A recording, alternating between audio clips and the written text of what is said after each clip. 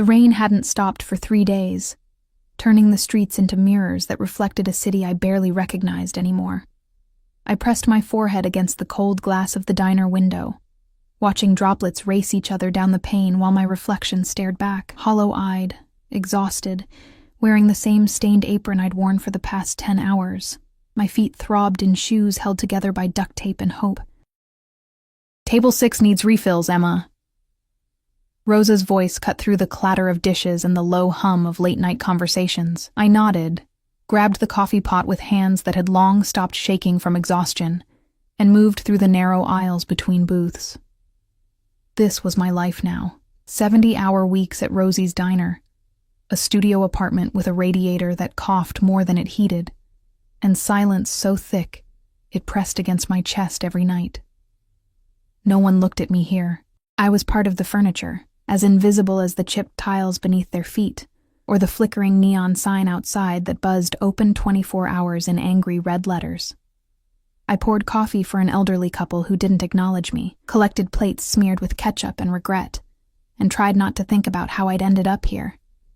Tried not to think about the before, when I'd believed in promises whispered in the dark, when I'd thought love meant something more than convenient lies. The bell above the door chimed, letting in a gust of wind that carried the smell of wet asphalt and expensive cologne. I didn't look up immediately. Why would I? People came and went. I was a ghost serving other ghosts. But the diner went quiet, not silent.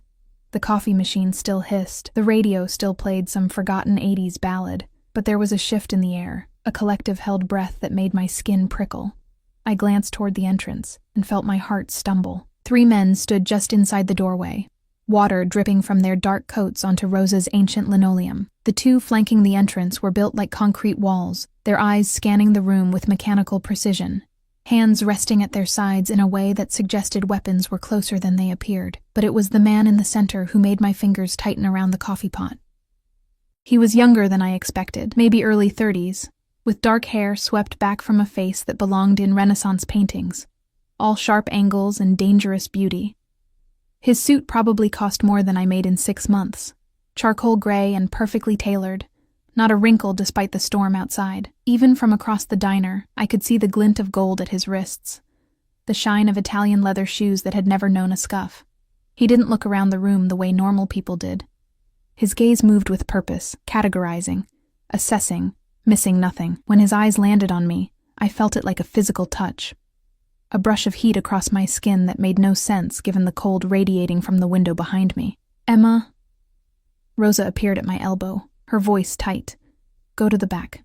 Now." "What? Why now?" Her fingers dug into my arm, urgent and afraid, but I couldn't move. The man was walking toward the counter, his guard staying by the door, and everyone in the diner suddenly found their plates fascinating. He moved like water, smooth and inevitable, and I realized with a strange clarity that this was what power looked like. Not loud or aggressive, but absolute. A gravity that bent everything around it. He sat at the counter, 3 stools down from where I stood frozen, and looked directly at me. Up close, he was devastating. Olive skin, eyes so dark they were almost black, a mouth that suggested cruelty, and something else I couldn't name. There was a scar, thin and white, cutting through his left eyebrow, a story written in violence. "Coffee," he said. His voice was low, accented with something Mediterranean. Italian, maybe, or Greek. Each word carefully shaped. "Black." My hands moved on autopilot, grabbing a clean mug, pouring the dark liquid without spilling, despite the tremor that had started in my wrists. I set it down in front of him, careful not to make eye contact again, already turning away. "What's your name?" I froze. Customers asked my name sometimes, usually the drunk ones or the lonely ones looking for conversation I didn't have energy to provide. But this felt different. This felt like a test. "Emma?" My voice came out smaller than I wanted. "Emma." He repeated it like he was tasting it, rolling it around to see how it fit. "You work every night?" Warning bells rang in my head. Rosa was watching from the kitchen doorway, her face pale. The other customers were pointedly not watching, which meant they were watching very carefully. Most nights, I said, aiming for casual and landing somewhere near terrified. Can I get you anything else? No. He lifted the mug, and I noticed his hands. Elegant fingers, but with scars across the knuckles. Working hands despite the expensive watch. This is perfect. I should have walked away, should have retreated to the safety of the kitchen and let Rosa handle whatever this was. But I stood there, caught in the orbit of this stranger who looked at me like he could see through skin and bone to whatever fragile thing was beating underneath. The bell chimed again. I turned, grateful for the distraction, and felt my entire world tilt sideways. Daniel stood in the doorway, rain-soaked and furious, his eyes scanning the diner until they locked on me. My ex-boyfriend. The man who'd taken everything, my savings, my dignity, my ability to trust, and left me with nothing but debt and the taste of betrayal. Emma! He said my name like an accusation, stalking toward the counter.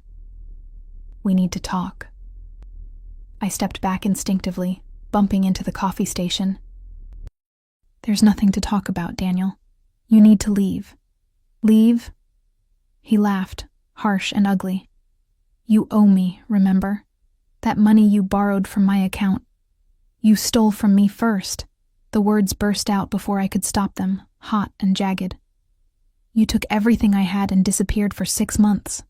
Because you were suffocating me, his hand shot out, grabbing my wrist hard enough to hurt. Always needing, always asking for more. Do you know how exhausting that was? The diner was silent now, truly silent, and I could feel everyone watching my humiliation play out in real time. Tears burned behind my eyes, but I refused to let them fall. Not here, not in front of him. Let go, I whispered. Not until you... Daniel's words cut off abruptly. The man from the counter, the one with the expensive suit and dangerous eyes, was standing now, and though he hadn't moved closer, the temperature in the room seemed to have dropped 10 degrees.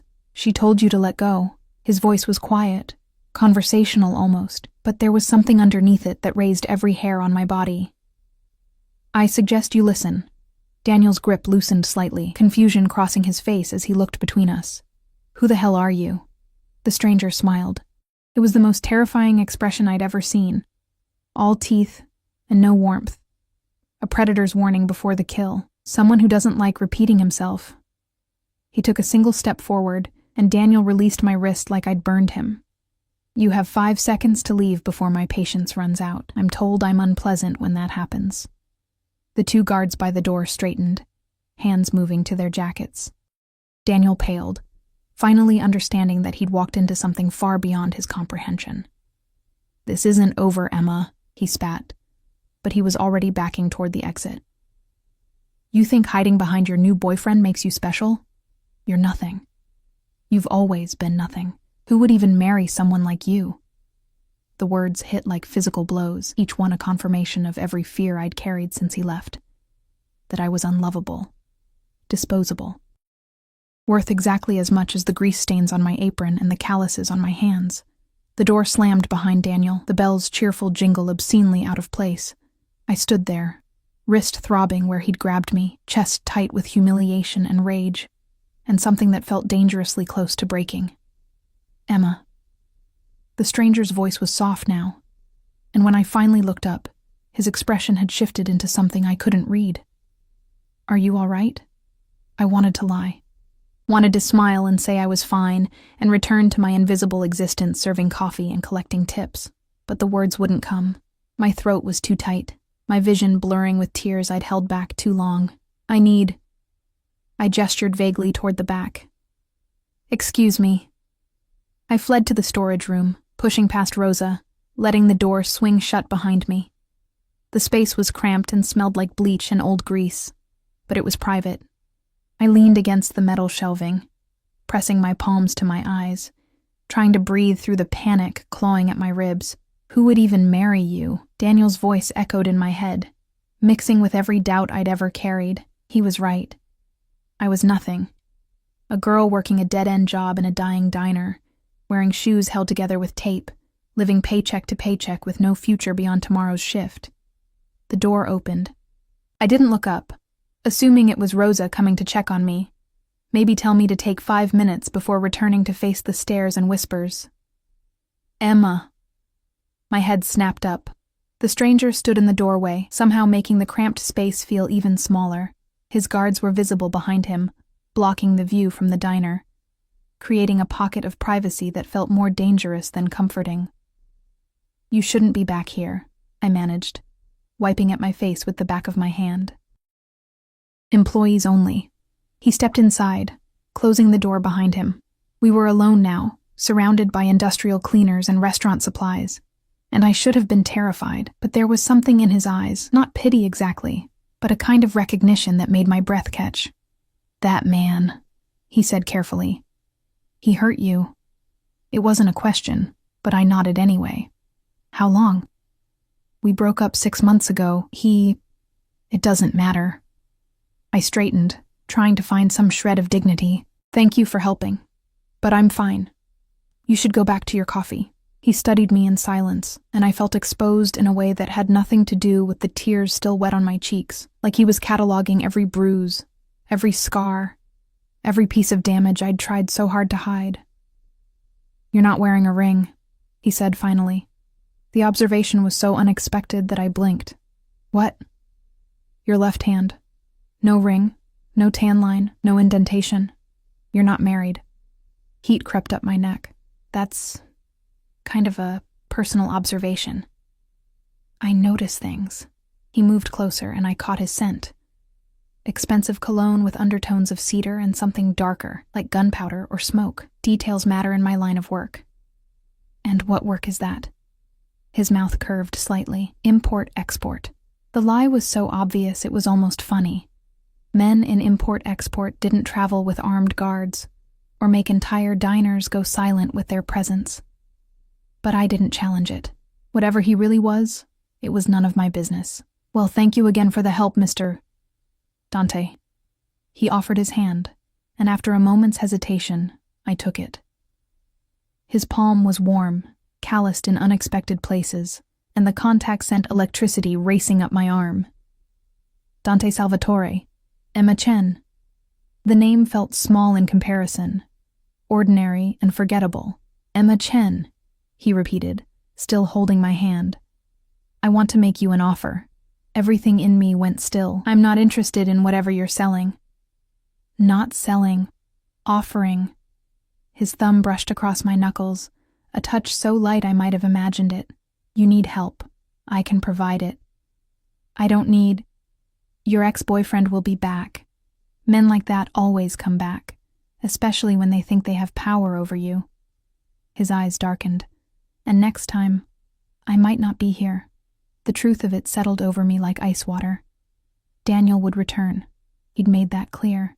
And I had no way to stop him, no resources to fight back with. Nothing but my own exhausted defiance. What kind of help? I heard myself ask. Dante smiled, and this time there was genuine warmth in it, though it didn't quite reach his eyes, the kind that ensures no one ever hurts you again. But first, we need to make sure he believes you're protected, that you belong to someone he can't touch. Belong to... Understanding crashed over me. You're insane. Practical. He released my hand, reaching into his jacket. For a wild moment, I thought he was going for a weapon, but he pulled out a small velvet box instead. Marry me, Emma Chen. The world tilted. I stared at the box, at him, at the absolute madness of what he was suggesting. You don't even know me, I whispered. I know enough. He opened the box, revealing a ring that probably cost more than my entire life, platinum, with a diamond that caught the flickering storage room light and threw it back in sharp, brilliant fragments. I know you work yourself to exhaustion. I know you've been hurt by someone who didn't deserve you. I know you're stronger than you think and more alone than anyone should be. This is crazy. People don't just... You can't just propose to a stranger in a storage room. Why not? He tilted his head, genuinely curious. You need protection. I need... He paused, something flickering across his face too quickly to name. Let's say I have my reasons. This benefits both of us. What reasons? What could you possibly get from... The door burst open. Rosa stood there, eyes wide, and behind her I could see customers craning their necks to see into the back room. "Emma, honey, is everything?" She stopped, gaze dropping to the ring box in Dante's hand. "Oh, we're fine, Rosa." I tried to smile, to project normalcy in a situation that had left normal behind miles ago. "Just talking." "Uh-huh." Rosa's eyes narrowed suspiciously at Dante. "You need me to call someone?" "No. It's okay, really." She didn't look convinced, but she slowly backed out, leaving the door cracked open, a compromise between giving me space and making sure I wasn't in danger. I turned back to Dante, who was watching me with that same unreadable expression. "You need to leave. It's too much. I can't think about it." He interrupted gently. "You don't have to decide right now. But know this. If you say yes, no one will ever make you feel small again. No one will ever hurt you and walk away unscathed. You'll have protection, resources, anything you need." "And what do you get?" I demanded. "Nobody makes an offer like this without wanting something in return." His smile turned sharp. "Clever girl. You're right. I do want something. But that's a conversation for after you've had time to think. I'll be at the Palazzo Hotel, Suite 12. You have 48 hours to decide." He moved past me toward the door, and I caught his arm without thinking. "Wait. Why me? There are thousands of women in this city. Why would you choose some random waitress you met 10 minutes ago?" Dante looked down at my hand on his sleeve, then back up at my face. For just a moment, I saw something raw in his expression. Hunger, longing, something that looked almost like recognition. "Because," he said softly, "when I walked in tonight, you were the only real thing in this entire city. Everything else is just shadows and lies. But you," his hand covered mine, warm and possessive. "You're flesh and blood and fire trying not to burn. And I've been cold for a very long time, Emma." He pulled away gently, leaving me standing there with my heart hammering against my ribs and my mind spinning. At the door, he paused, looking back over his shoulder. 48 hours. Think carefully. Because once you put on that ring, you're mine. And I protect what's mine with everything I have." Then he was gone, his guards falling into step behind him, leaving only the faint scent of cedar and the memory of dark eyes that had seen too much. I stood in the storage room, surrounded by industrial cleaners and the mundane reality of my life, holding a business card I didn't remember him giving me. The Palazzo Hotel was embossed in gold letters, with a phone number written on the back in sharp, precise handwriting. Rosa appeared in the doorway, arms crossed. "Girl, you better tell me what the hell just happened." But I couldn't, because I didn't know. All I knew was that Daniel's words still echoed in my head. Who would even marry you? And somewhere in this city, a dangerous man with kind eyes had just offered me an answer I had no idea how to accept. I didn't sleep that night. Every time I closed my eyes, I saw the ring. That impossible diamond catching light it shouldn't have been able to find in a storage room that smelled like bleach and broken dreams. Every time I tried to push the memory away, I felt Dante's hand covering mine, warm and certain, like he'd already made a decision that I was still struggling to understand. The business card sat on my nightstand, gold letters gleaming in the pre-dawn darkness. I'd picked it up 17 times, put it down 18. My phone was next to it, screen dark, daring me to make a call I had no business making. "Marry me, Emma Chen." The words should have sounded absurd in the harsh light of morning. They should have dissolved into the kind of fever dream you laugh about later, embarrassed you ever took seriously, but they didn't. They sat in my chest like a stone, heavy and real and terrifyingly solid. I dragged myself out of bed at 5:30, my body protesting every movement. The bruises on my wrist had darkened overnight, 5 distinct marks where Daniel's fingers had dug in. I stared at them while I brushed my teeth, watching the purple-green shadows bloom across my skin like poisonous flowers. Who would even marry you? I covered the bruises with foundation I couldn't afford, and a long-sleeved shirt that had seen better days. Then I walked to the diner because I couldn't afford the bus fare, letting the cold November air bite at my face until my cheeks went numb. Rosa was already there, prepping for the morning rush. She looked up when I entered, her expression carefully neutral. "You look like hell." "Good morning to you, too." I tied on my apron, avoiding her gaze. "Emma." She caught my arm. Not hard. Not like Daniel, but firm enough to make me stop. That man last night. Do you know who he was? He said his name was Dante Salvatore. Rosa's face went pale. Actually pale. All the color draining out until she looked like she'd seen something dead. Jesus, Mary, and Joseph. What? My stomach dropped. Who is he? She pulled me into the kitchen, away from the windows, away from anyone who might overhear. Her hands were shaking when she gripped my shoulders. Emma, honey, you need to listen very carefully. Dante Salvatore is not someone you want involved in your life. I gathered that much from the armed guards. No, you don't understand. Rosa's voice dropped to barely a whisper. My cousin's husband works at the Palazzo. He says Salvatore owns half the city. Restaurants, construction companies, the port. And the other things he owns. She crossed herself. The things you don't talk about unless you want to disappear.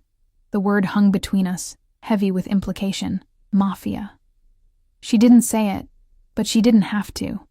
My hands started shaking. He asked me to marry him. He what? Rosa's voice pitched up before she caught herself, glancing toward the dining room. Emma, no. Absolutely not. You need to forget that man exists. You need to... He offered to protect me. From Daniel. Something in my voice must have broken through, because Rosa's expression shifted from fear to something softer, more painful. She'd seen the bruises. She'd watched me flinch every time the door opened, waiting for my ex to return. Protection from men like Daniel comes with a price, she said quietly, and men like Salvatore always collect. I knew she was right. Of course she was right. But when I closed my eyes, I didn't see danger. I saw dark eyes that had looked at me like I mattered, like I was something more than invisible. The morning shift passed in a blur of coffee and eggs and customers who didn't see me. I moved through it mechanically, my mind elsewhere, trapped in a storage room with a man who'd offered me everything and asked for nothing except a yes I couldn't give. At 11, Rosa sent me on break. I stood in the alley behind the diner, breathing in the smell of garbage and exhaust, trying to find my center, trying to remember who I was before Daniel, before the exhaustion, before I'd become this hollow thing just trying to survive. My phone buzzed. Unknown number. How are the bruises? My heart stopped. I stared at the message, read it 3 times, trying to understand how he'd gotten my number. Then I remembered. He'd noticed everything. Details mattered in his line of work, he'd said. He probably owned the diner, probably owned Rosa's cousin's husband, probably owned the whole damn city. I shouldn't respond.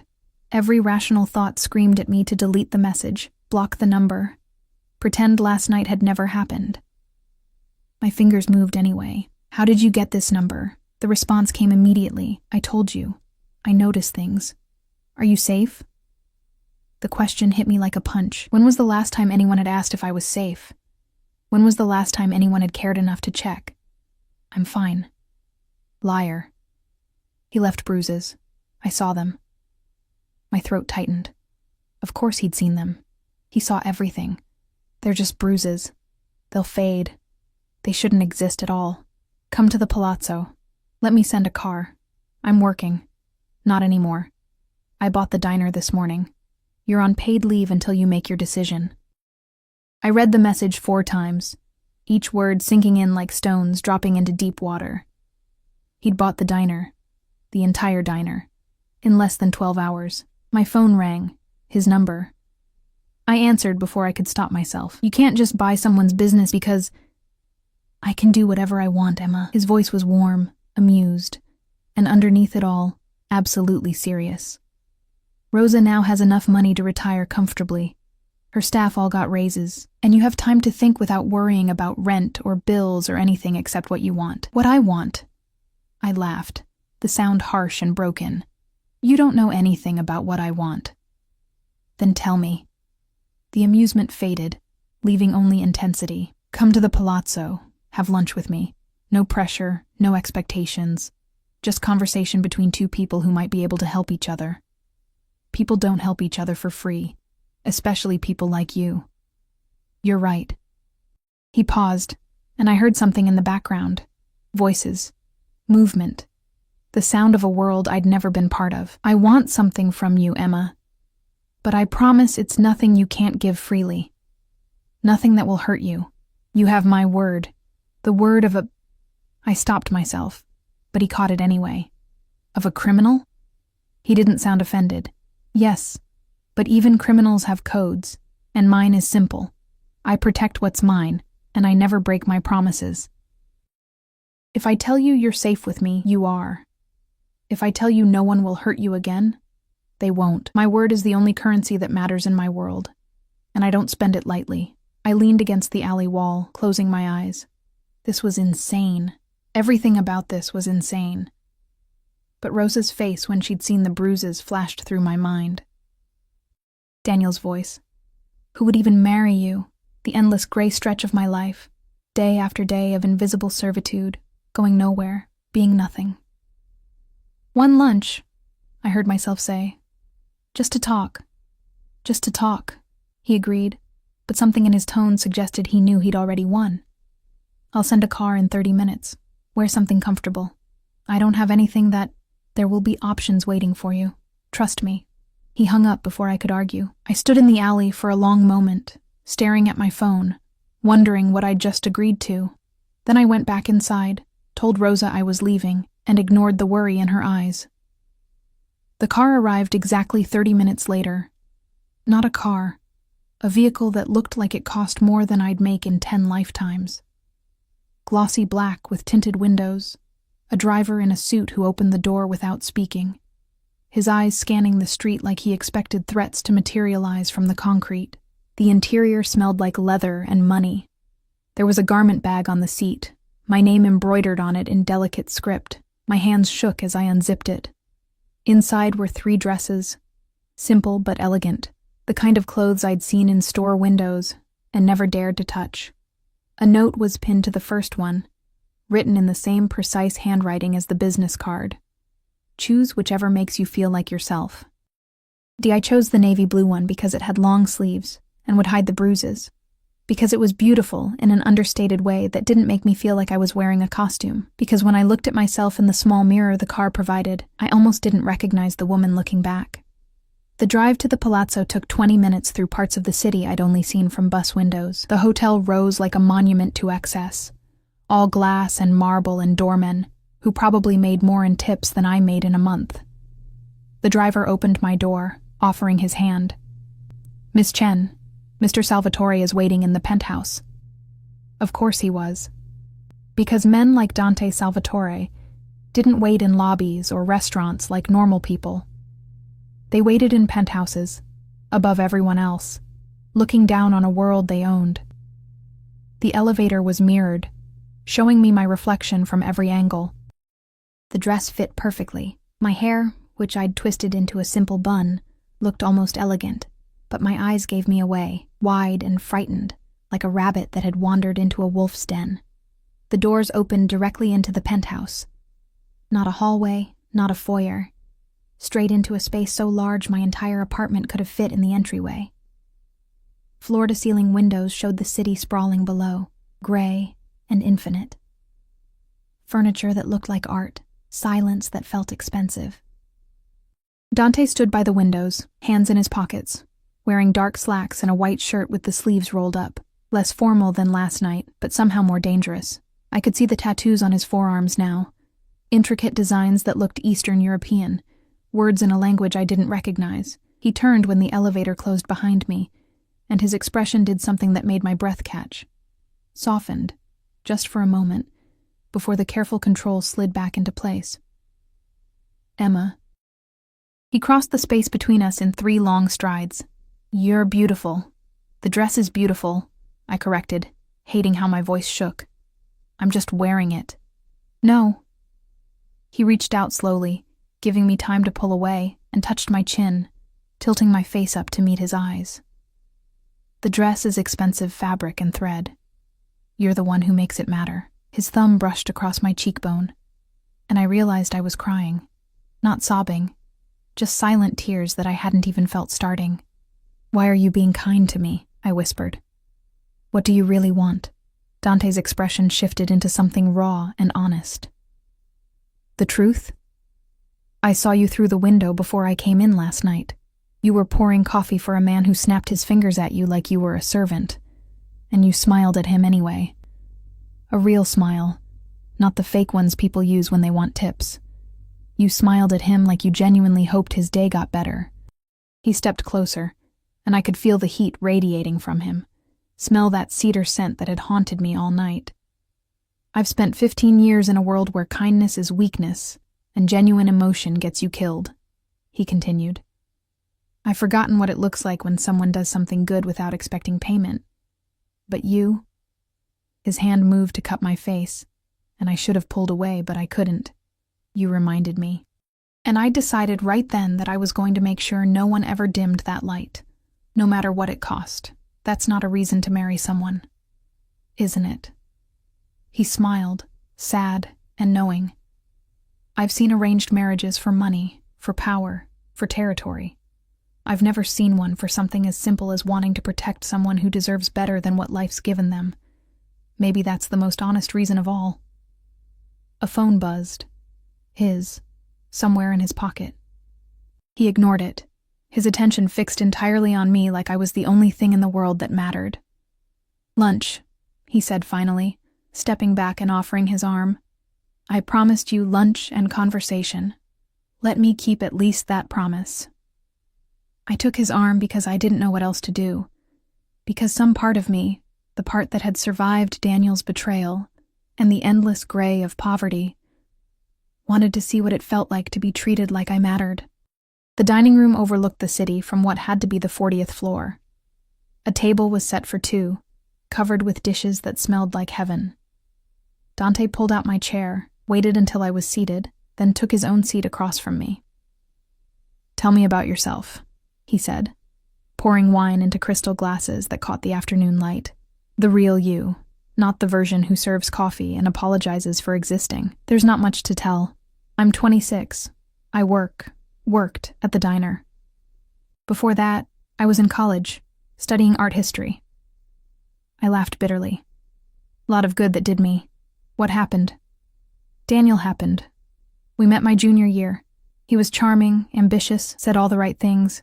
I stopped, pushing food around my plate. I thought he loved me. Turned out he just loved having someone to pay his bills while he partied with his friends. When I finally figured it out and confronted him, he cleaned out my bank account and disappeared. I had to drop out. Lost my apartment. Ended up at the diner because Rosa took pity on me. Dante's jaw tightened, a muscle jumping beneath the skin. And last night? Last night was the first time I'd seen him in 6 months. He showed up demanding money, saying I owed him for emotional damages. I pulled up my sleeve, showing the bruises. This is what happens when I say no. The temperature in the room dropped, Dante's eyes fixed on my wrist, and for just a moment, I saw something in his expression that terrified me. Not anger, but cold, calculated fury, the kind that ended with people disappearing. He won't touch you again, Dante said quietly. I give you my word. You keep saying that. Your word. Like it means something in a world where people lie as easily as they breathe. In my world, your word is everything. Break it, and you're dead. He said it matter-of-factly, the way other people might discuss the weather. I've built my reputation on keeping my promises, every single one. So when I tell you that you're safe, that no one will hurt you, that I'll protect you with everything I have, I mean it literally. I set down my fork, my appetite gone. What do you really do, Dante? And don't say import-export. He studied me for a long moment, weighing something. Then he leaned back, his expression unreadable. I run several legitimate businesses. Restaurants, construction, shipping, and I run several less legitimate operations. I settle disputes. I provide protection. I make sure certain elements of this city function smoothly. You're in the mafia. That's a crude term for a complex organization. But yes, essentially. He didn't look ashamed or defensive. Just honest. I inherited my father's position when I was 21. Spent the last decade consolidating power, eliminating threats, building an empire that can't be touched. Why are you telling me this? Because you asked. Because if you marry me, You deserve to know what you're getting into." He reached across the table, his hand palm up, waiting for mine. "I won't lie to you, Emma. Not ever. You'll have protection, resources, respect, but you'll also be tied to a life that most people would run from." I looked at his hand, scarred knuckles, a tattoo on his ring finger that looked like a wedding band made of thorns, a hand that had probably done terrible things, a hand that had also held a ring box and offered me a way out. "What do you want from me?" I asked again, because I still didn't understand. "Really?" Dante's expression shifted into something vulnerable. "My world demands I marry. Politics, tradition, appearances, it all requires a wife. But everyone who's been offered to me comes from the same circles, the same corruption. They see me as a stepping stone, a path to power." He paused. "You don't know my world. You don't want my power. You just want to survive. That honesty is worth more to me than any political alliance. So I'm convenient?" "No." His voice sharpened. "You're real, and in a life built on lies and violence and shadows, real is the rarest commodity there is. I'll give you everything you need, protect you from everyone who's ever hurt you. Ask nothing except that you stand beside me and remember that somewhere under all this blood, I'm still human." The phone buzzed again, insistent this time. Dante swore under his breath, pulling it out and glancing at the screen. His expression darkened. "I need to take this. Will you wait?" I nodded and he stepped out onto the balcony, his voice dropping to rapid Italian that sounded like threats wrapped in silk. I sat alone in the dining room, surrounded by luxury I'd never touch again after today, and tried to understand what was happening to my life. 48 hours ago, I'd been nobody. Now I was sitting in a penthouse, wearing a dress that cost more than my rent, being offered marriage by a man who could probably buy and sell half the city. It was insane. It was terrifying. It was the first time in 6 months that I'd felt anything other than numb. Dante returned, his expression grim. "I'm sorry. Something's come up that requires my attention. My driver will take you home unless—" He hesitated. "Unless you'd like to stay. Think. You still have 24 hours before your deadline." I should go. I stood, suddenly desperate to be back in my tiny apartment where nothing made sense, but at least it was familiar nonsense. He walked me to the elevator, and just before the doors closed, he caught my hand. "Emma, whatever you decide, know this. Last night, when I saw you smiling at that customer, when I saw you being kind despite having every reason to be bitter, that was the first real thing I've seen in 15 years. Don't let people like Daniel convince you that kindness is weakness. It's the strongest thing you possess." The doors closed on his dark eyes and the scent of cedar, leaving me alone with my reflection, and a decision that felt like standing on the edge of a cliff, looking down into darkness that might be falling or might be flying. The driver took me home. My apartment looked smaller than I remembered. Dingier, like I was seeing it through eyes that had adjusted to penthouses, and crystal and sunlight from 40 floors up. I sat on my bed, still wearing the navy blue dress, and picked up the business card. 24 hours left to decide if I was brave enough, or desperate enough, to say yes to a man who'd promised me everything and asked only that I help him remember how to be human. My phone buzzed. Daniel's number this time. "You think your rich boyfriend scares me? You're still nothing, Emma. And I'm coming to prove it."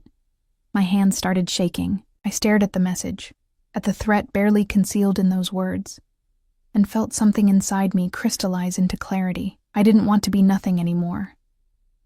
I didn't want to be afraid. I didn't want to spend the rest of my life looking over my shoulder, wondering when the next blow would fall.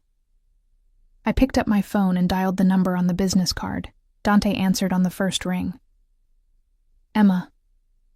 "I'll do it," I said, before I could lose my nerve. "I'll marry you." Silence. Then, soft as a prayer. "You won't regret this. I swear it." "I already regret it," I admitted, "but I regret my entire life up to this point. At least this way. I'm choosing my own disaster." He laughed, a real sound, surprised and genuine. I'll send a car tomorrow morning. We have arrangements to make. And Emma? Yes? Thank you for trusting me with this. I won't let you down. He hung up, and I sat in the growing darkness, still wearing a dress that cost more than my rent, and wondered if I'd just made the best decision of my life, or signed my own death warrant. Outside, the city hummed with its usual chaos. Somewhere in it, Daniel was planning his next move, and somewhere in a penthouse high above it all, a man who'd built an empire on blood and shadows was making phone calls that would rearrange my entire world. I had no idea what morning would bring. But for the first time in 6 months, I wasn't afraid to find out. The car arrived at 7 in the morning, sleek and black, and completely out of place on my street. Neighbors peeked through curtains, probably thinking the police had finally come for someone. I almost laughed at the irony. The only crime happening here was me.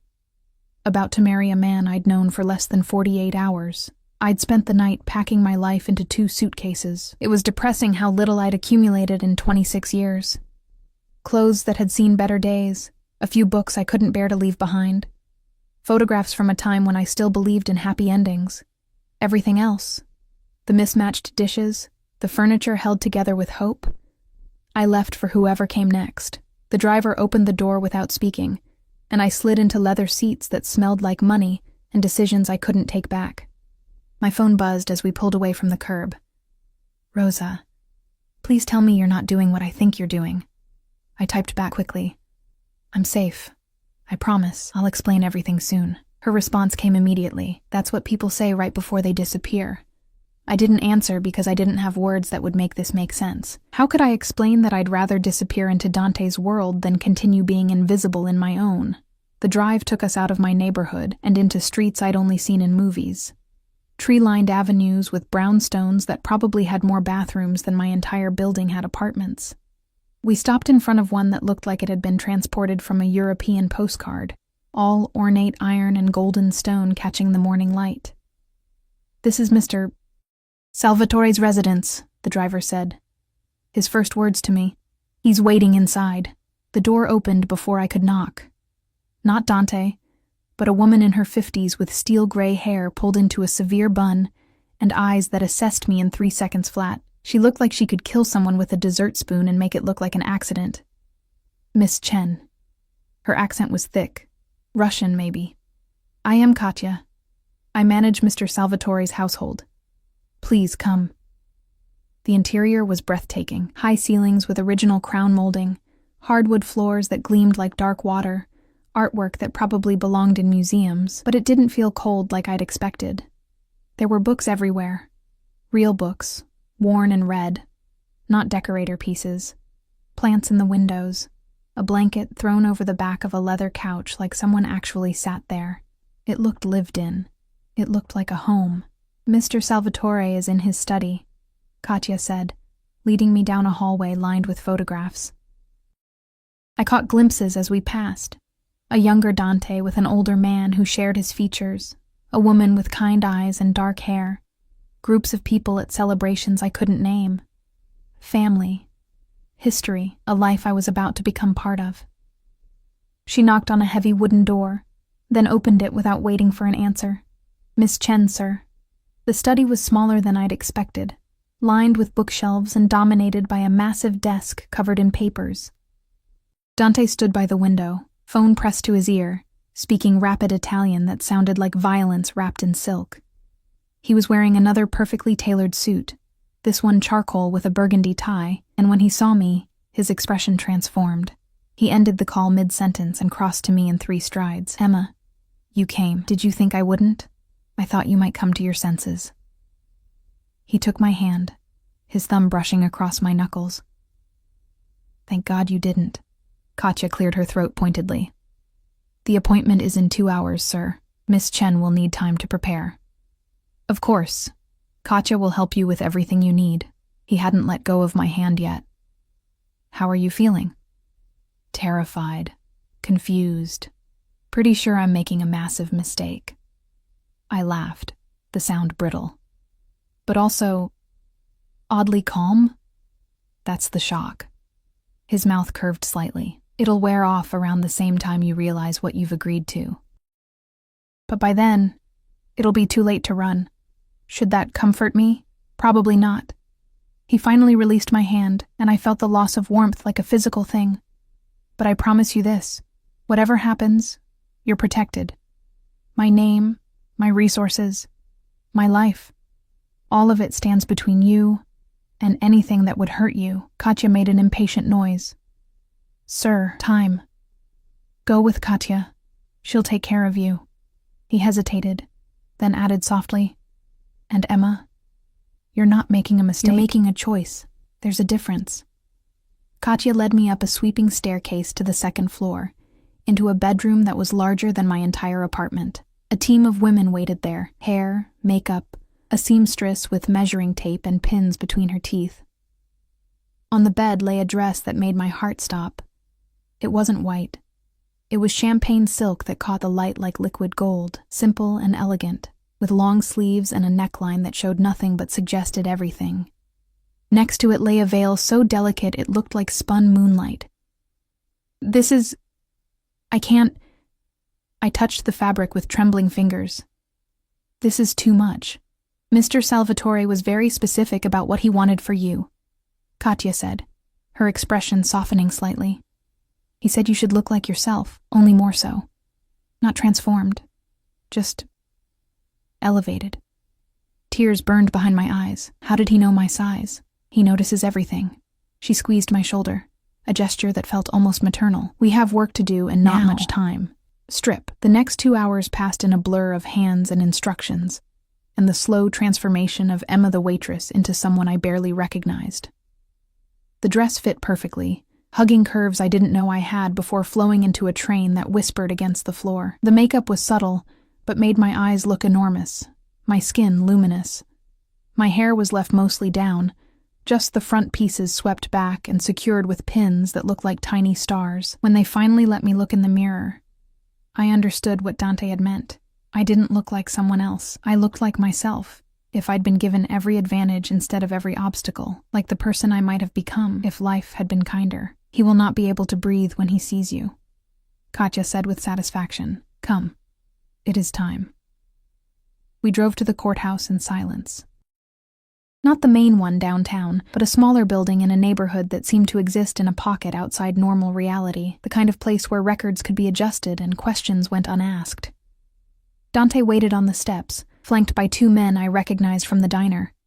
His guards, though they looked slightly less menacing in suits. When he saw me emerge from the car, his expression did something that made my chest tight. He stared.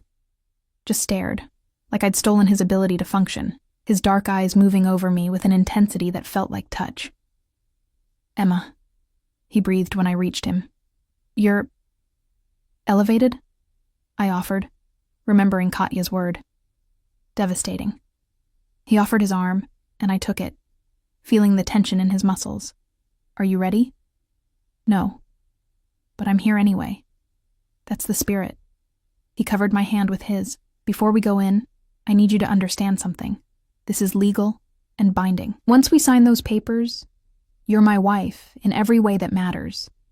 There's no trial period, no takebacks.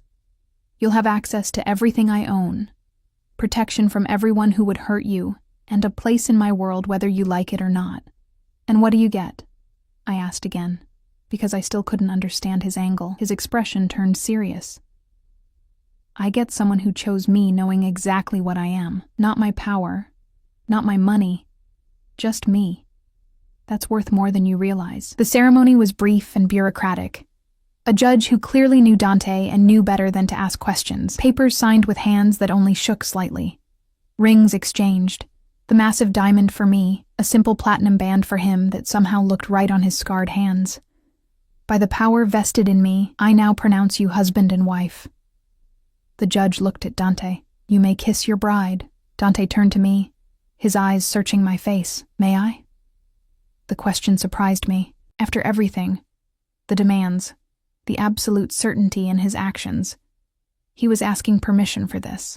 I nodded, not trusting my voice. He cupped my face with both hands, his touch gentle despite the calluses and scars. Then he kissed me, and the world stopped making sense. It wasn't aggressive or possessive like I'd feared. It was soft, almost reverent, like he was tasting something precious he'd been denied too long. When he pulled back, his eyes were dark with something I couldn't name. "Mine," he whispered against my lips. "You're mine now, Emma, and I keep what's mine." I should have been frightened, should have felt trapped. Instead, all I felt was safe. We emerged from the courthouse into gray afternoon light. Dante's hand found mine immediately, his fingers lacing through with a possessiveness that should have bothered me, but didn't. The guards moved to flank us, their eyes constantly scanning, and I realized this was my life now. Always watched, always protected, never alone. "Where are we going?" I asked as we approached the car. "Lunch, celebration, then—" He paused. "Then we need to have a conversation about the practical aspects of this arrangement."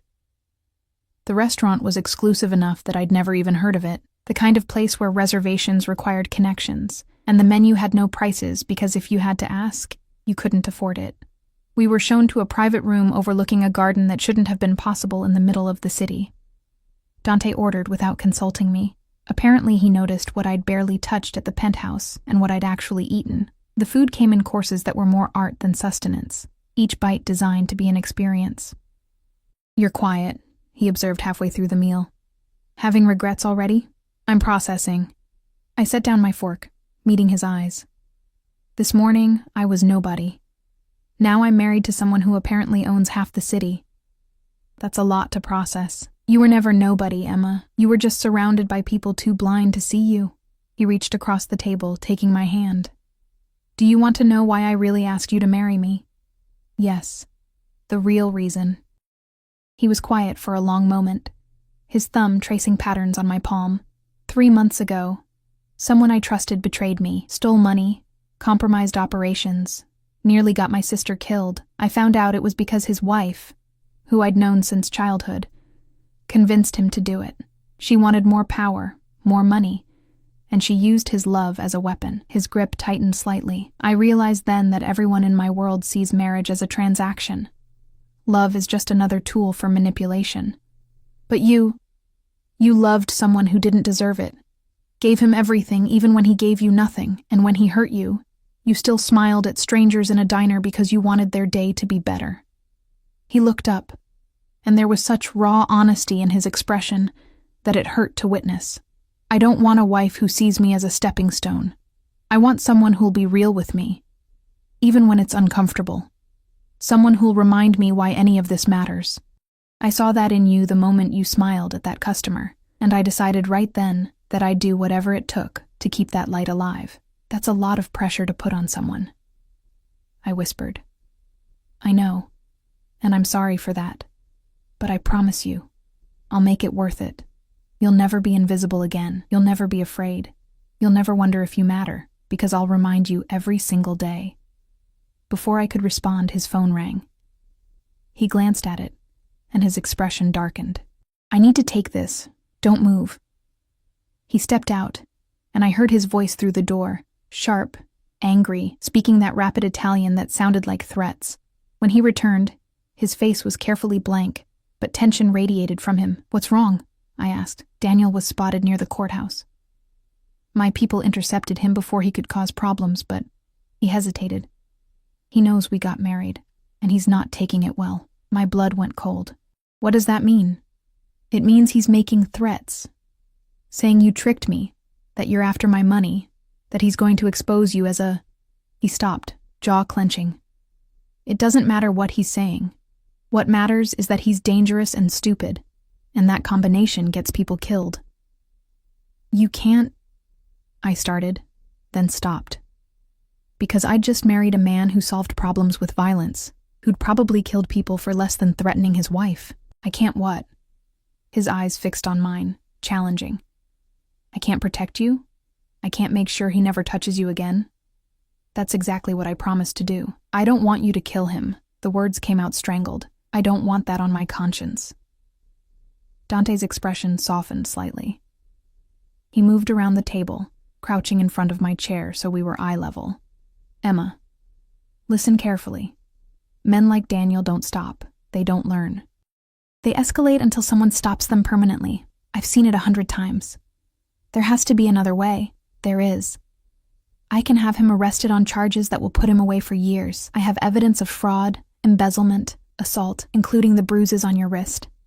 He'll go to prison, and he'll learn very quickly what happens to people who threaten what's mine."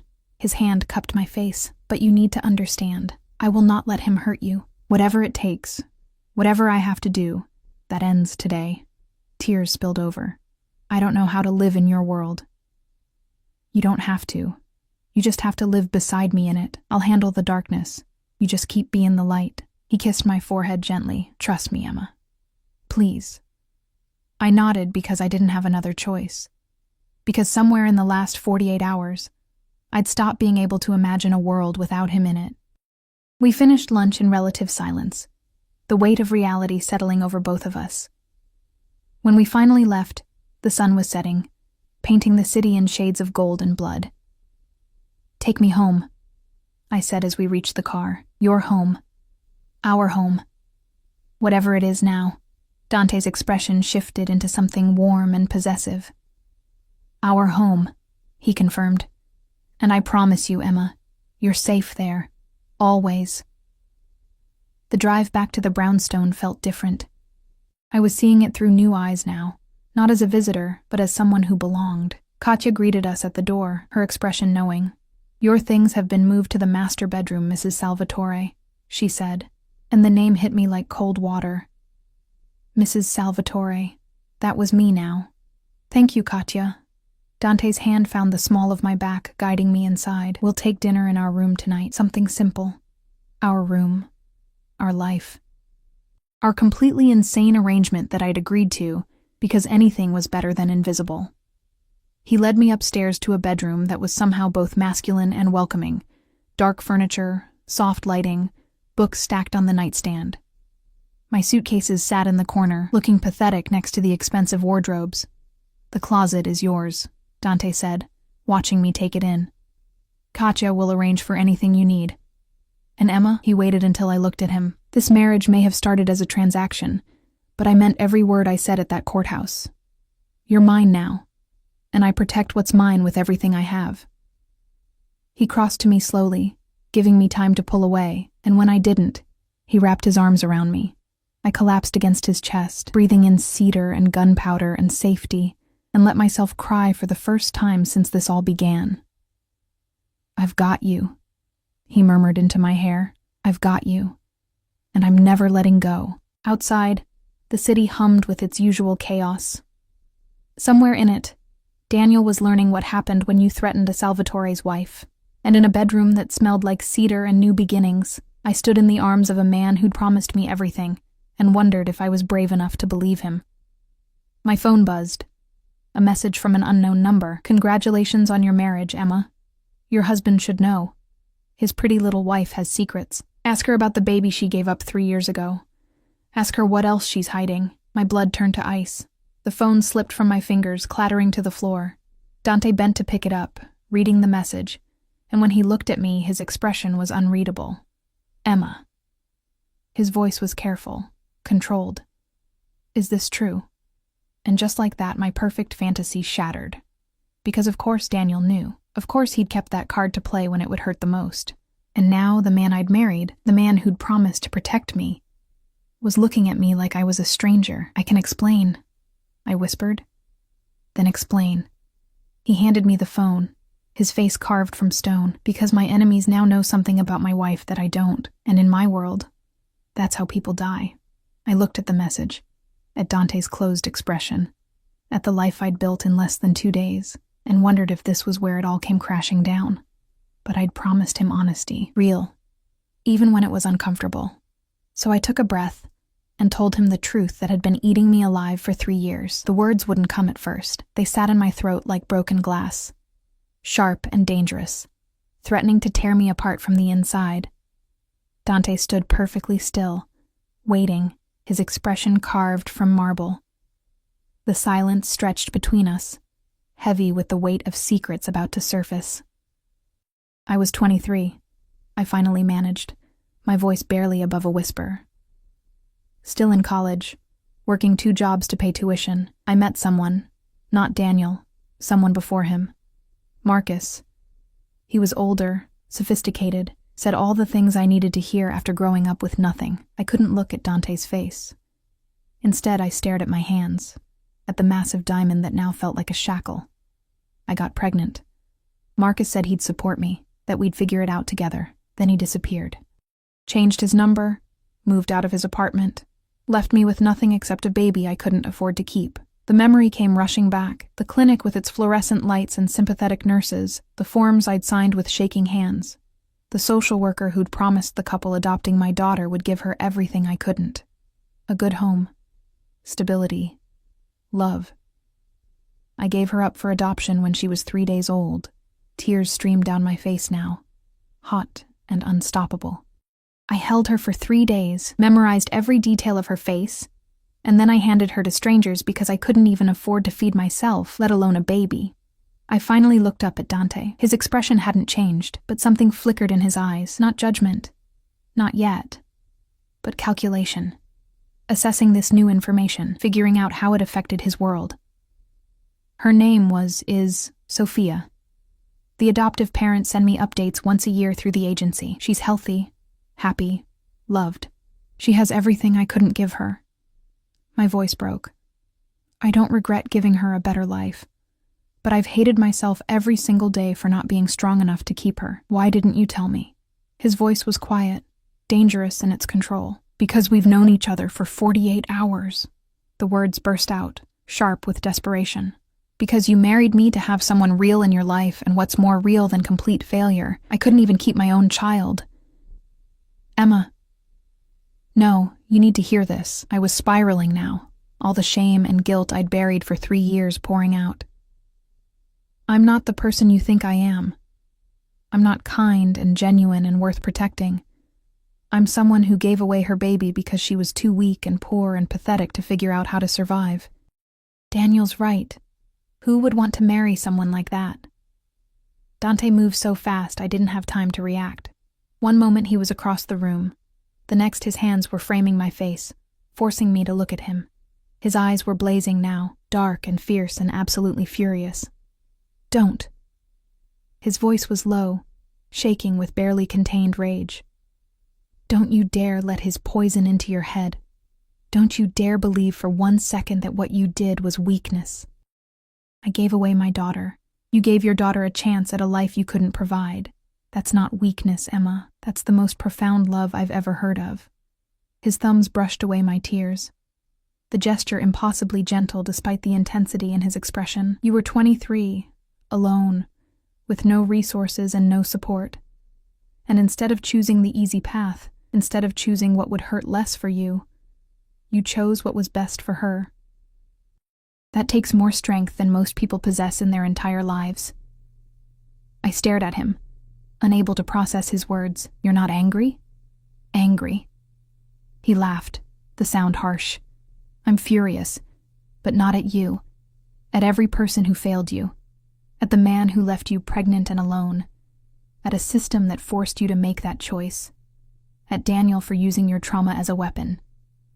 His grip tightened slightly. But at you? Never. Your enemies know. My enemies know that my wife made an impossible choice and survived it.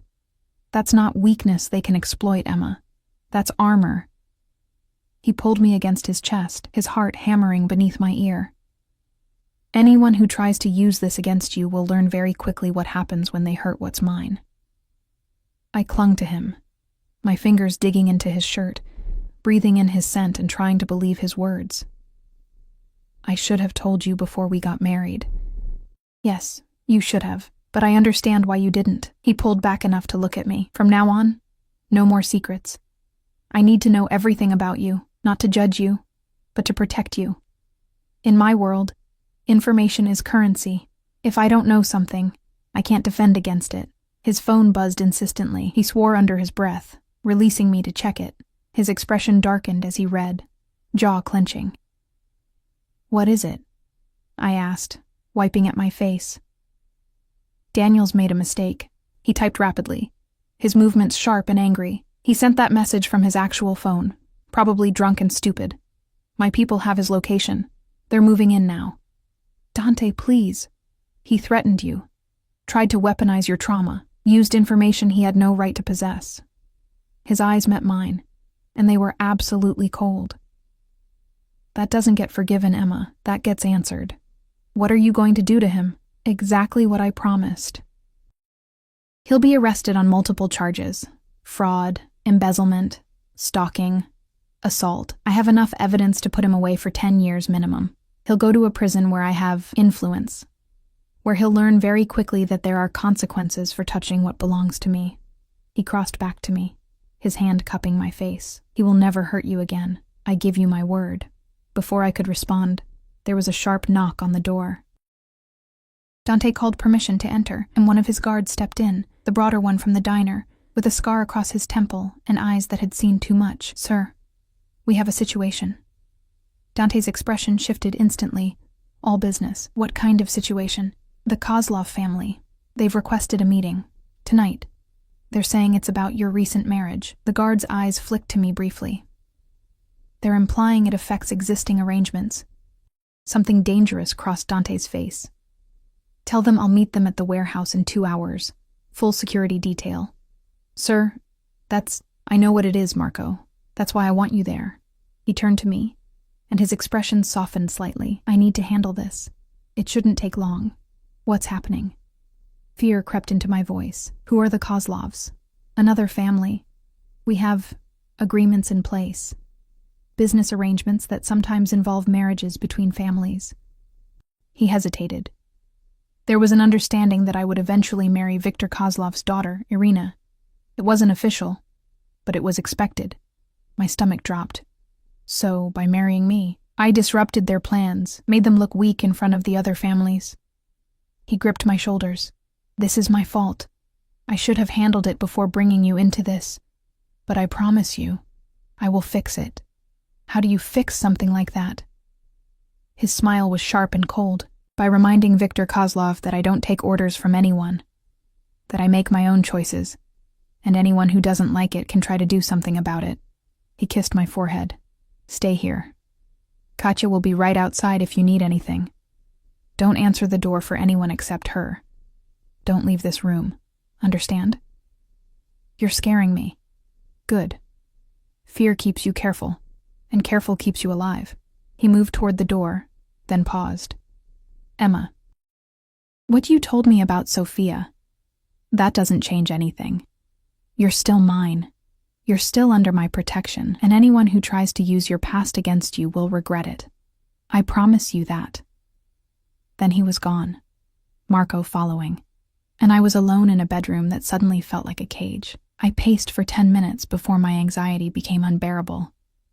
This was insane. I'd married a stranger, told him my deepest secret, and now he was going to some meeting with people who were apparently angry that he'd chosen me over their daughter. This was exactly the kind of situation that got people killed in movies. My phone buzzed. Unknown number again, but different from Daniel's message. Mrs. Salvatore, my name is Irina Kozlov. I think we should talk. Woman to woman. There's a cafe 3 blocks from your new home. Come alone. I just want to understand what kind of person would steal another woman's future. I stared at the message, every instinct screaming that this was a trap.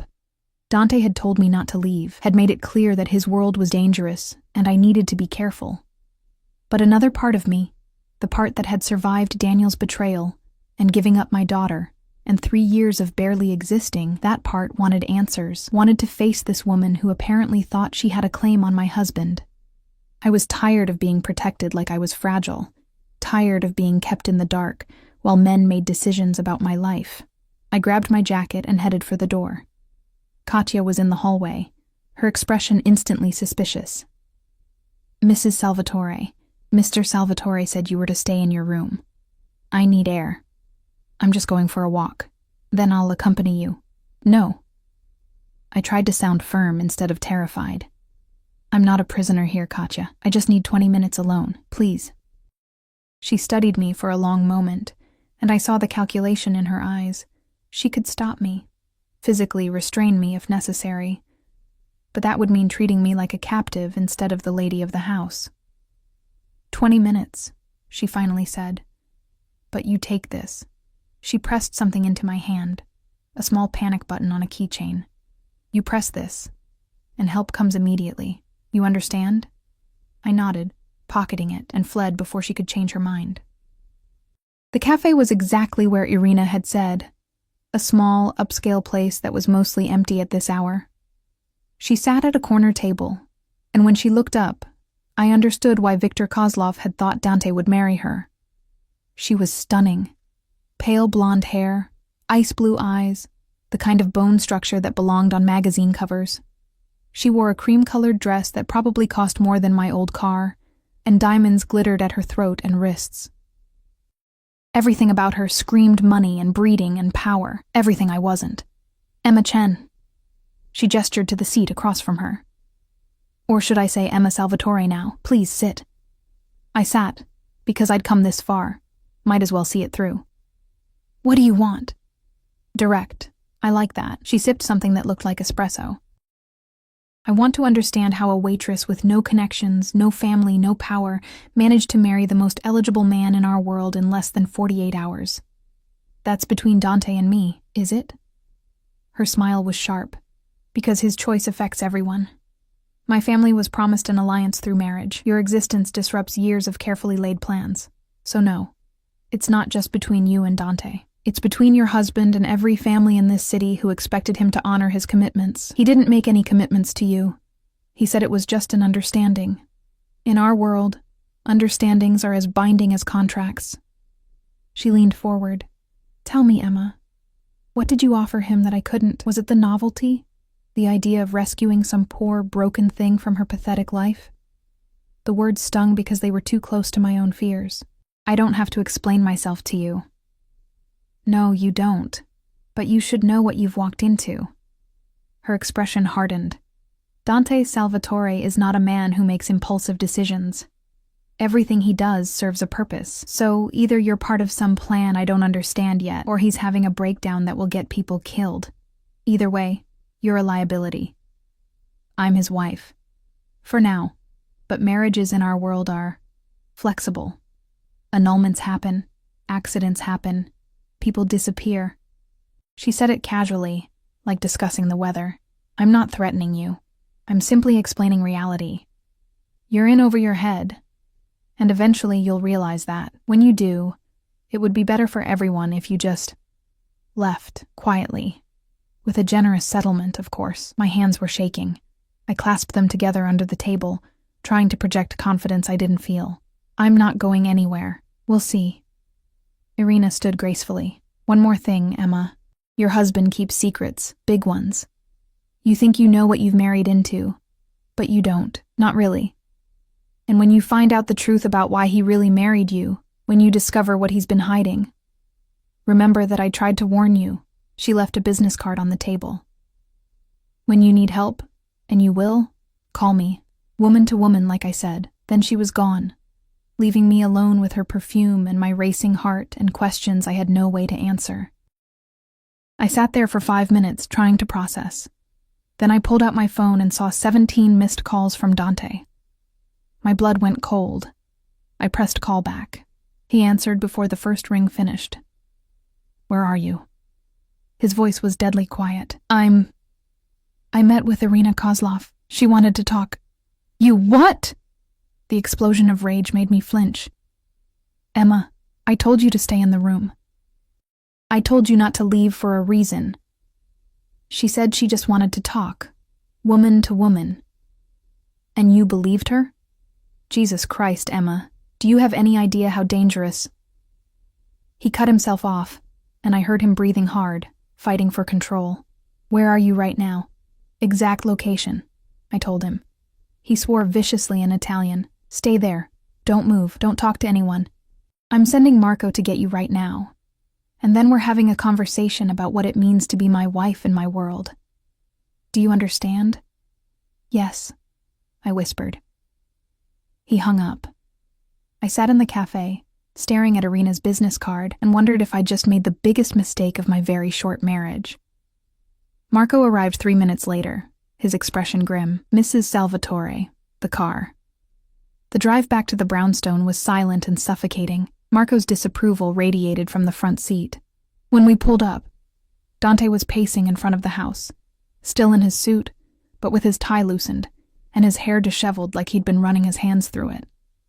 He pulled my door open before Marco could, his eyes blazing. "Inside. Now." I followed him into the house, up the stairs, into our bedroom. The moment the door closed, he whirled on me. "Do you understand what you just did? What could have happened?" His voice was low and shaking with fury. "Irina Kozlov is not your friend. She's not some concerned woman looking out for you. She's the daughter of a man who currently wants me dead for embarrassing him. Meeting with her alone, with no protection, after I explicitly told you to stay here. I'm not a child." The words burst out. "I'm not some fragile thing that needs to be locked away for her own good. She sent me a message. I made a choice. A choice that could have gotten you killed." He grabbed my shoulders, not hard enough to hurt, but firm enough to force me to look at him. "You want to know what happened at that meeting with Victor? He threatened war. Actual war, Emma, because I married you instead of his daughter.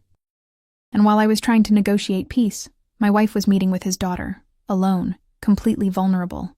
Do you have any idea what he could have done with that information?" Tears burned my eyes. I just wanted to understand. "Then you ask me. You talk to me. You don't go running off to meet with my enemies because you're curious." His grip loosened, his expression shifting from rage to something that looked almost like fear. "When Katya told me you'd left, when I couldn't reach you, I thought—" He stopped, pulling away, pressing his palms to his eyes. "I thought I'd lost you. Thought someone had taken you, or hurt you, or worse. And all I could think was that I'd failed. That I'd promised to protect you and already failed." The raw vulnerability in his voice broke something in me. "I'm sorry. I didn't think—" "That's the problem. You didn't think. Because you still don't understand what my world is like." He turned back to me, and his face was etched with exhaustion. "People don't just threaten each other in my world, Emma. They act. They take. They hurt what matters most because that's how you break someone." He crossed to me, his hands framing my face with desperate gentleness. "You matter most. You're my weakness now, the one thing people can use against me. And if you don't take this seriously, if you don't follow the rules designed to keep you safe, then I can't protect you. And if I can't protect you, then this whole thing, this marriage, this gamble on something real, it all falls apart. I'm sorry." I whispered again. "I won't do it again." "Yes, you will. Because you're stubborn and brave and stupid, just like me." A ghost of a smile crossed his face. "But from now on, you're stubborn and brave and stupid with an armed guard. Everywhere you go, Marco or someone from my security team goes with you. No exceptions. No arguments. Understood?" I nodded, and he pulled me against his chest, his arms wrapping around me like he could shield me from the entire world through sheer force of will. "What did Irina say to you?" He asked into my hair. I told him everything. Her warnings, her implications, her suggestion that Dante had secrets I didn't know about. He listened in silence, his body growing more tense with each word. "She's right about one thing," he said finally. "I do have secrets. Things I haven't told you because we've only known each other 2 days, and some truths require time to share properly." He pulled back to look at me, "But I promise you this. I will tell you everything, every dark corner of my life, every choice I've made, every body I've buried. You deserve to know who you married. But it has to be on our timeline, not because my enemies are trying to manipulate you. Tell me now." I met his eyes. "Tell me why you really married me. Because if there's something more than what you've said, I need to know." He was quiet for a long moment, his expression unreadable. Then he sighed, running a hand through his hair. 3 years ago, my sister Lucia was kidnapped. She was pregnant at the time, terrified, held for ransom by a rival family. I got her back, but—" his voice cracked slightly, "but the trauma caused her to lose the baby. A daughter. She would have been named Sophia." My heart stopped. "Sophia. When I saw you in that diner, when I learned your name was Emma Chen, something about you felt familiar. Then I investigated, ran a background check like I do with everyone who comes into my orbit. And I found out about your daughter, about Sophia, about the adoption. He looked at me with such raw pain it hurt to witness. The couple who adopted her? They're friends of my family. Sophia isn't just some random child, Emma. She's being raised by people I trust, people I vetted personally when they asked for help with the adoption. The world tilted sideways. You knew? This whole time, you knew about my daughter? Yes. And I know exactly where she is, how she's doing, that she's happy and healthy and loved. I've been watching over her from a distance, making sure she had everything she needed because— He took a shaky breath. Because in some broken way, protecting your daughter felt like protecting the one I couldn't save, I couldn't breathe, couldn't process. So you married me because of my daughter? Because I reminded you of your sister? No. God, no. He gripped my face, forcing me to look at him. I married you because you were real and kind and exactly what I needed. But yes, when I found out about Sophia, when I realized I could give you a way to be close to your daughter again, to watch her grow up even if she never knows you're her mother, that made the decision easier. I could protect you and give you access to the one thing you wanted most. That's not manipulation, Emma. That's fate finally being kind for once. I can't. Tears streamed down my face. Where is she? Can I see her? She's safe. She's 3 blocks from here. The Castellanos, the couple who adopted her, they're good people, Emma. Marco and his wife, Sophia. You've already met him. His thumb brushed away my tears. And yes, you can see her. As much as you want. We'll figure out a way to make you part of her life without disrupting what she knows. But that's your choice. I won't force anything. I collapsed against him, sobbing now. All the grief and loss and impossible hope crashing over me at once. My daughter was 3 blocks away, being raised by Dante's guard and his wife. Safe and loved, and so close I could almost touch her. Why didn't you tell me? I managed through my tears. Because I needed you to choose me first. Choose this life, this marriage, without the leverage of your daughter hanging over your head. I needed to know you wanted this for you, not just for her. He pulled back, his eyes shining with unshed tears. Was I wrong? I thought about it. Really thought about it. About the man who'd offered me protection without knowing I had a daughter to protect, who'd looked at me in a diner and seen something worth saving, who'd married me knowing my secrets and loved me anyway. Or was learning to. No, I whispered. You weren't wrong. But Dante, no more secrets. Please. I can't do this if you keep things from me. No more secrets, he promised. From either of us. We're in this together now. Whatever comes next, we face it as a team. He kissed me then, deep and desperate and full of promises we were both terrified to believe. And in a bedroom that smelled like cedar and new beginnings, I let myself hope that maybe, just maybe, this insane gamble would somehow work. Because 3 blocks away, my daughter was sleeping safely, and in my arms was a man who'd moved heaven and earth to give me that gift, without asking for anything in return except honesty. Maybe that was what love looked like. Not perfect, not easy, but real. And in Dante Salvatore's dangerous world, real was the rarest treasure of all. The next morning I woke wrapped in Dante's arms, his heartbeat steady beneath my ear, and for a moment, just one perfect crystalline moment, I let myself believe this could actually work. Then reality crashed back. Daniel was in custody. The Kozlov family wanted blood. And somewhere 3 blocks away, my daughter was waking up in a home I'd never seen, with parents I'd never met, living a life I'd given away. Stop thinking so loud, Dante murmured against my hair. I can hear your brain spinning from here. How can you tell I'm thinking? Your breathing changes, gets faster, shallower, like you're preparing to run. His arms tightened around me. You're not running. Not anymore. Whatever's in your head, we face it together. I turned in his embrace, studying his face in the early morning light. He looked younger like this, vulnerable, almost soft, the dangerous edges smoothed by sleep. I want to see her, Sophia. Today. Something flickered in his eyes, understanding, maybe, or concern. Are you sure? Once you see her, once she becomes real instead of abstract, it's going to hurt more. You know that, right? It already hurts. Every single day for 3 years it's hurt. At least this way, I'll know she's okay. That I made the right choice. My voice cracked. Please, Dante. I need to see my daughter. He studied me for a long moment, then nodded. Okay. But we do this carefully. Marco and Sophia don't know you're Sophia's birth mother. As far as they know, you're just my wife who wants to meet my guards' families. We keep it normal, casual. You don't get to tell her who you are. Not yet. She's 3 years old, Emma. She doesn't understand adoption or birth mothers. All she knows is Marco and Sophia are her parents. Each word was a knife, but he was right. I'd given up the right to call myself her mother the day I'd signed those papers. I understand.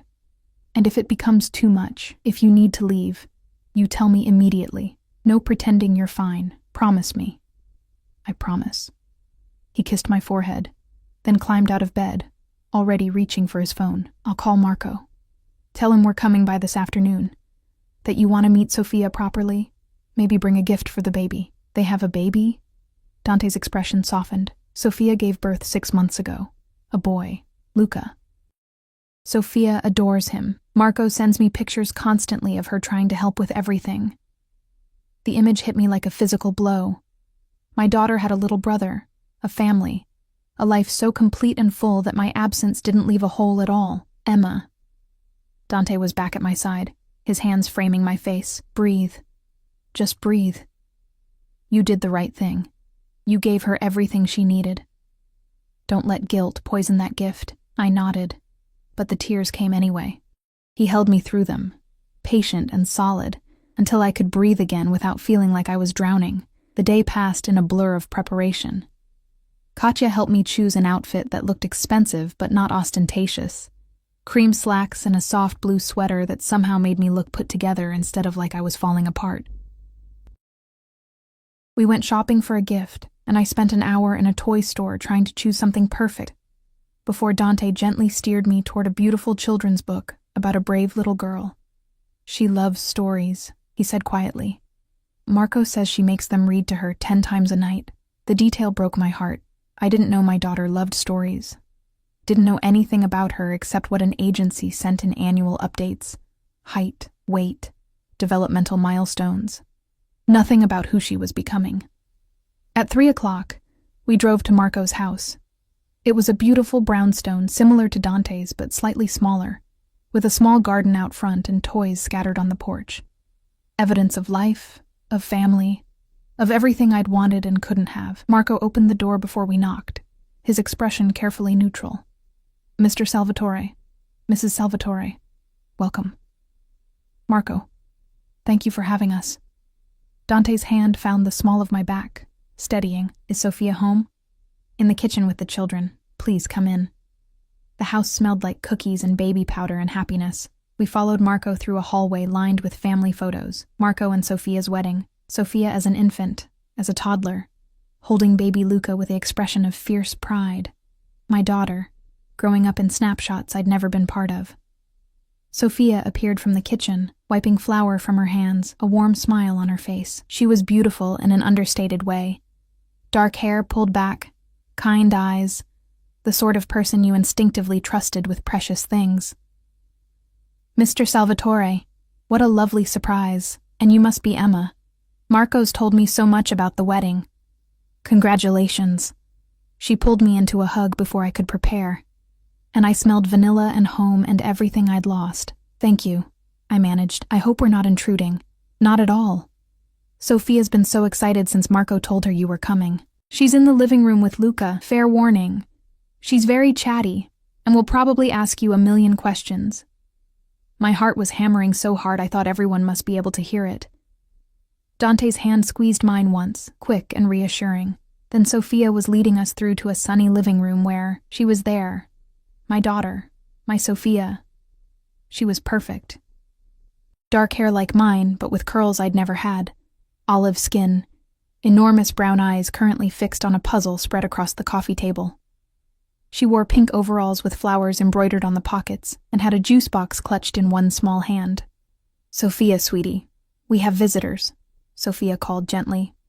My daughter looked up, and when her eyes met mine, Something in my chest cracked open. Recognition, maybe, or just the overwhelming reality of seeing the person I'd created. The life I'd given away. Real and solid, and so heartbreakingly beautiful I could barely stand it. "Hi!" Sophia scrambled to her feet, all 3-year-old energy and unself-consciousness. "I'm Sophia. That's my baby brother Luca. He's sleeping, so you have to be quiet. Are you Daddy's boss?" "Daddy says his boss is very important." Dante crouched down to her level, his expression soft in a way I'd never seen. "And this is my wife, Emma. We brought you something." I knelt beside Dante, my hands shaking as I offered the wrapped book. "It's a story about a brave girl. Your dad said you like stories." "I love stories." She took the book with both hands, eyes wide. "Can you read it to me? Mama's making cookies, and Daddy has to watch Luca, and I really want to know what happens." I looked at Sophia, who smiled and nodded. "If you don't mind." She's insatiable when it comes to books. "I'd love to," I whispered. Sophia grabbed my hand, her small fingers wrapping around mine, warm and trusting, and pulled me to the couch. She climbed up beside me, pressing close, and I breathed in her scent. Baby shampoo and juice, and something indefinably her, my daughter. My Sophia. Alive and happy, and so close I could touch her. I opened the book with trembling hands, and began to read. "Once upon a time, there was a brave little girl who lived in a castle made of clouds." And Sophia leaned against my side, her head resting on my arm, completely trusting.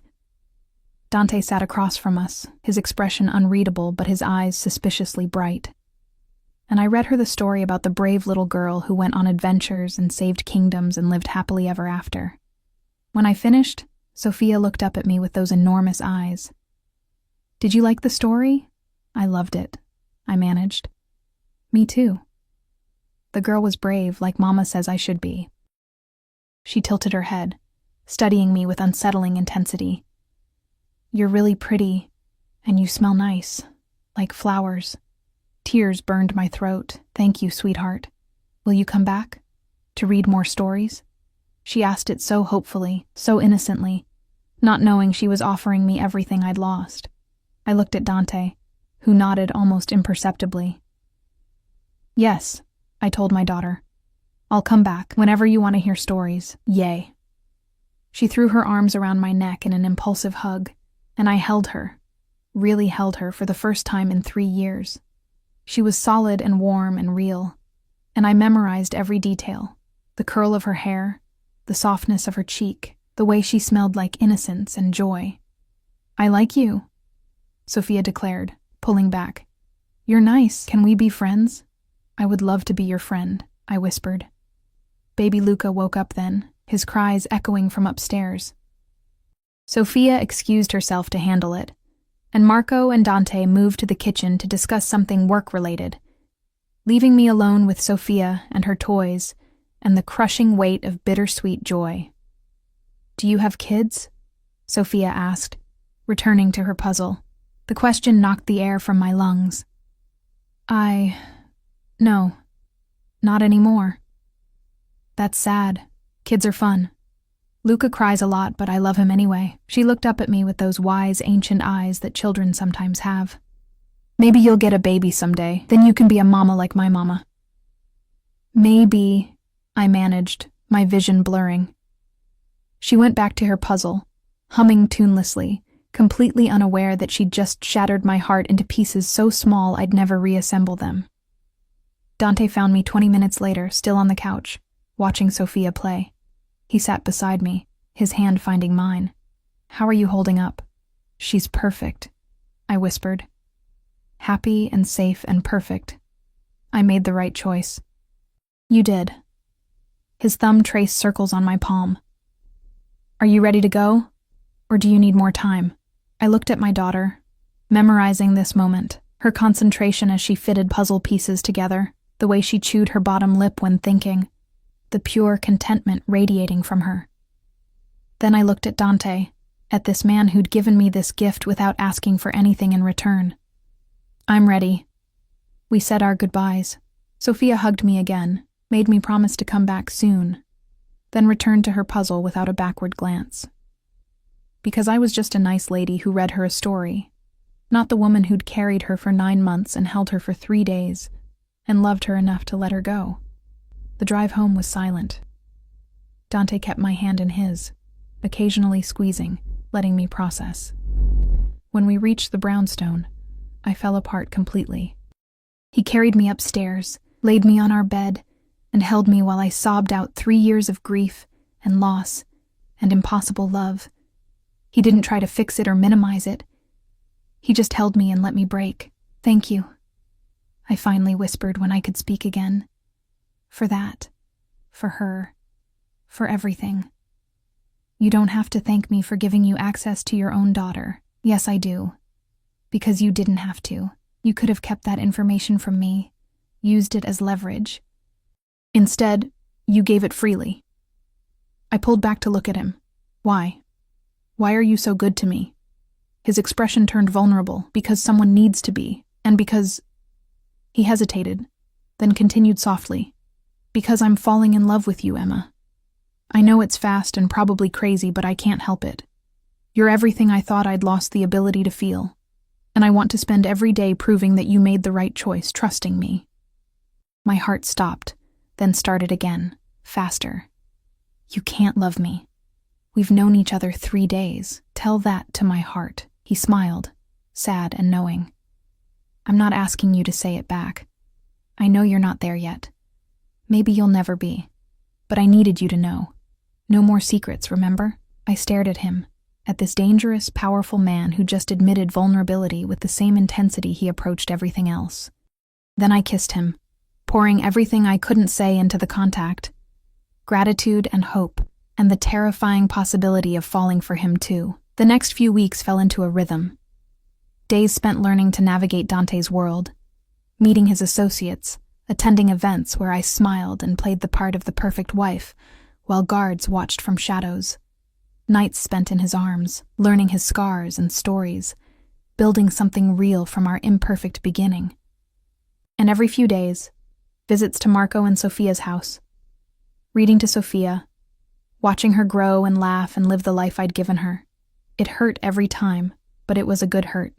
The kind that reminded me I'd done something right, even when everything else was wrong.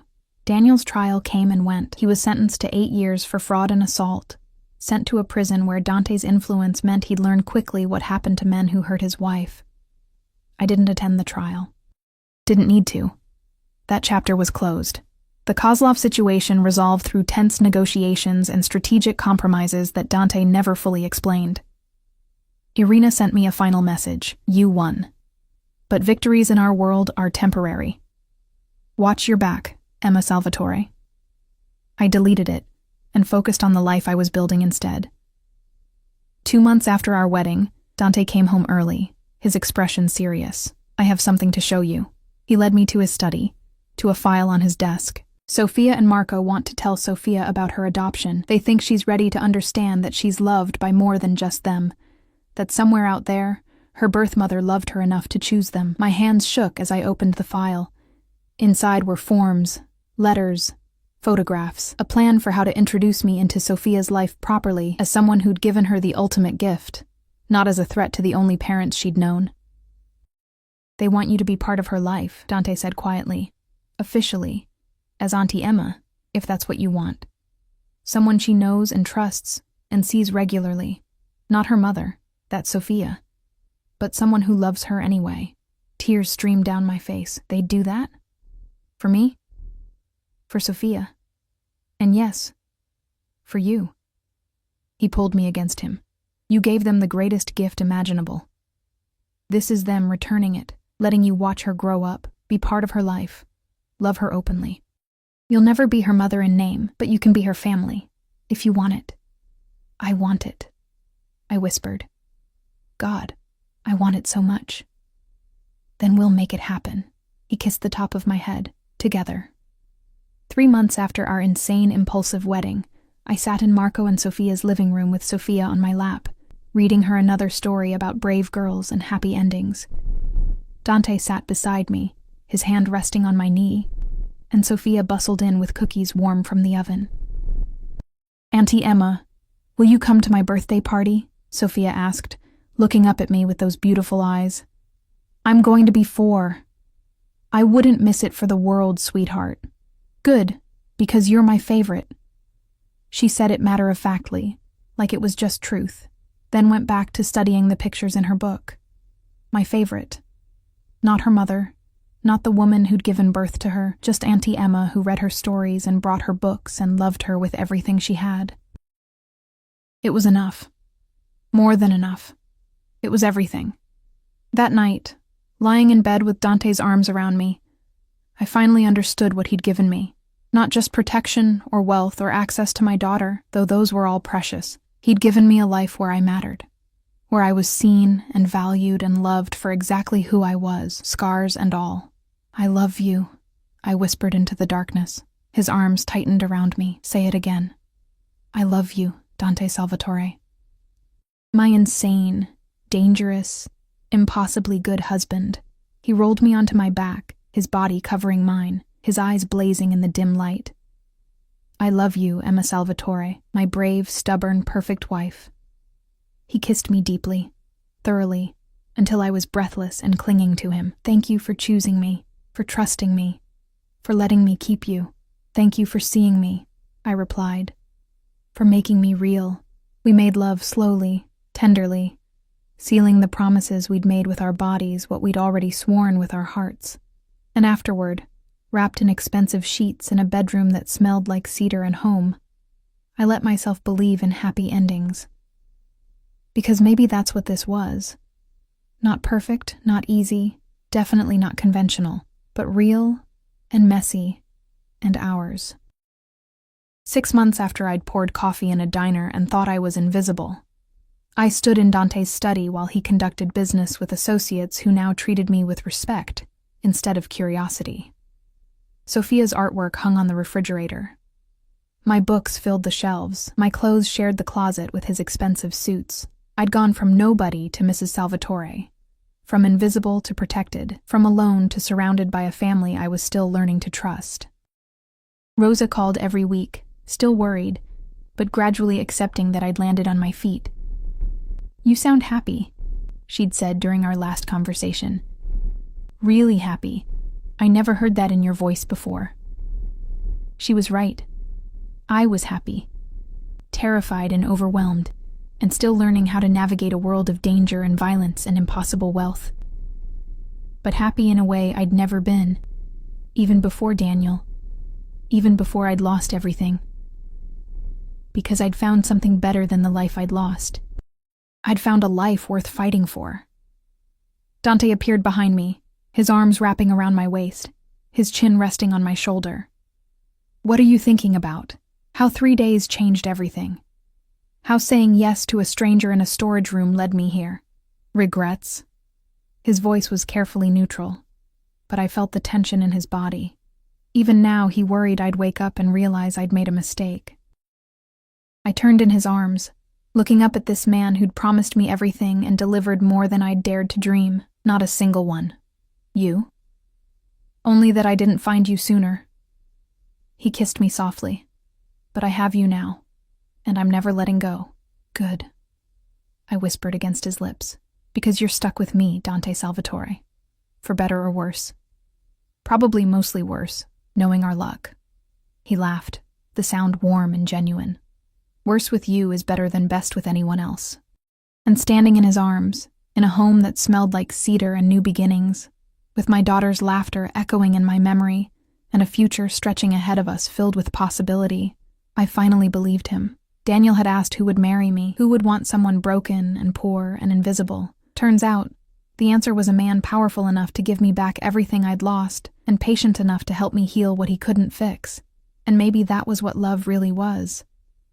Not perfect, not easy. Just 2 broken people choosing each other, day after day, building something real from the ruins of what they'd been before. I'd gone from asking myself who would marry me to knowing exactly who. A man who'd looked at me in a diner and seen not my poverty or my pain, but the strength it took to keep smiling anyway. And that was worth every risk, every fear, every impossible leap of faith.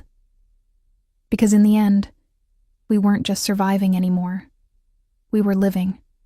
Together. And that made all the difference.